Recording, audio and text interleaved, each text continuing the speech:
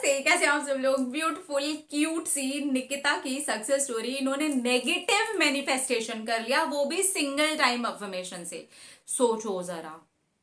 इसलिए ना थोड़ा ध्यान दे करके, किसी भी समय पर सरस्वती विराजमान हो सकती है और किसी भी टाइम पर आपके सबकॉन्शियस माइंड के अंदर वो वाली बात जा सकती है और वो मैनिफेस्टेशन कंप्लीट हो सकता है। इसलिए बी अवेयर। लेकिन इसे डरने वाली बात नहीं है। आप इसका थोड़ा सा ऑपोजिट भी सोचना शुरू कर दोगे तुरंत, और ज्यादा उस पर हावी नहीं होने दोगे ना उस चीज को अपने ऊपर, तो आप आराम से निकल जाओगे उस चीज में। ओके, हाँ। तो इन्होंने लिखा है, दीदी मैं निकिता हाय निकिता, मैंने नेगेटिव मैनिफेस्ट कर लिया और वो भी सिर्फ एक बार ही अफर्म करके। मैं कॉलेज गई थी और अपनी फ्रेंड को मैंने बस ऐसे ही किया कि अगर मैं घर गई तो मेरा भाई मुझे थप्पड़ मार देगा।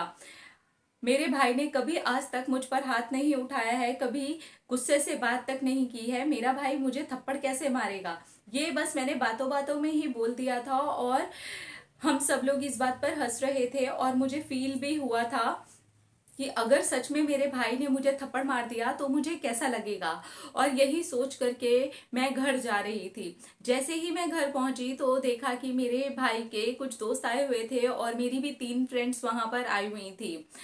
मेरे सबसे छोटे वाले भाई का जन्मदिन था तो रात को पार्टी होनी थी। शाम को सारे ही लोग इकट्ठे होने वाले थे, तो हमारे कॉलेज के कुछ फ्रेंड्स थे जो पहले से ही पहुंच गए थे और मेरे भाई के भी कुछ स्टूडेंट्स और फ्रेंड्स पहले से ही पहुंच गए थे। तो वहां पर मस्ती मजाक होने लगा और वहां पर एक दूसरे के लिए कुछ चैलेंज थे और वो चैलेंज में जो भी हारता उसको एक थप्पड़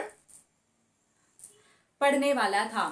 और मैं अपने भाई के सामने पढ़ गई, जबकि ये पर्ची से होने वाला था। ऐसा नहीं था, पहले से डिसाइड किया हुआ था कि मैं अपने भाई के सामने पढ़ूंगी ही और मैं हार भी जाऊंगी।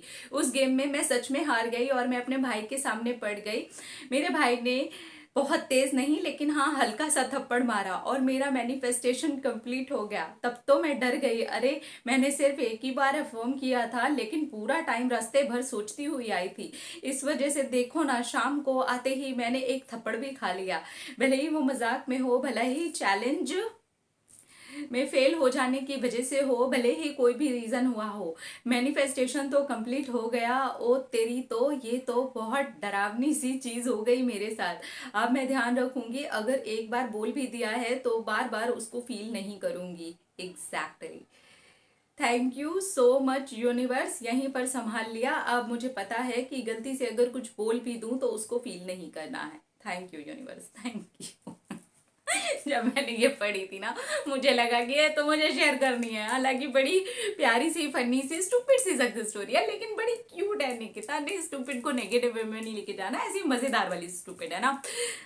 देखो क्या होता है ना, जब हम कुछ नेगेटिव अफर्म करते हैं ना, अब इन्होंने क्या किया ना, अफर्म करने के बाद ना पूरे रास्ते फील भी किया, यार मेरे भाई ने तो कभी मुझे थप्पड़ ही नहीं मारा, मारेगा तो कैसा लगेगा, मार दिया तो। आप पूरे रास्ते यही चल रहा है। अरे यार, उस वक्त अपने फ्रेंड को एक मस्ती मजाक में कुछ बोला, उसकी बात सोचने की जरूरत नहीं है। हम बहुत बार ऐसा करते हैं ना कि ऐसा हो गया तो, वैसा हो गया तो, अब सोचे जा रहे हैं, अरे वैसा हुआ भी नहीं है।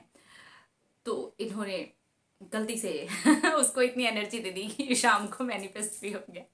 खैर, लेकिन यहाँ पर ये बहुत ही समझदारी से चले कि नहीं, अब मुझे समझ आ गया भैया, अगर गलती से एक बार बोल भी दिया है, मान लो आपने उसको अफर्म भी कर दिया है, तो आप उसको कंटिन्यू नहीं सोचने वाले हैं, नहीं तो वो आपके जीवन में उतर करके आ जाएगा। ऐसे नहीं तो वैसे मजाक वे में या सीरियस वे में कैसे भी आ जाएगा, है ना। तो बी अवेयर, ज्यादा सोचने की जरूरत नहीं है। अगर बोल दिया है, पीछे हो जाओ, उस वाली फीलिंग के साथ ज्यादा जुड़ने की जरूरत नहीं है और फिर देखना वो चीज आपके साथ नहीं होने वाली है। आप आराम से उस चीज में से निकल जाओगे। अगर इनकेस आपने अभी तक कुछ चीजें हैं जो नेगेटिव थी, ज्यादा सोच भी ली है, तो भी डरने वाली बात नहीं है। उसका एकदम ऑपोजिट सोचना शुरू कर दो, पॉजिटिव सोचना शुरू कर दो, पॉजिटिव होना शुरू हो जाएगा। अब नंगा रखिए ख्याल, अपने आप से कीजिए ढेर सारा प्यार ताकि आप अट्रैक्ट करें ढेर सारा प्यार। I love you all, Tata.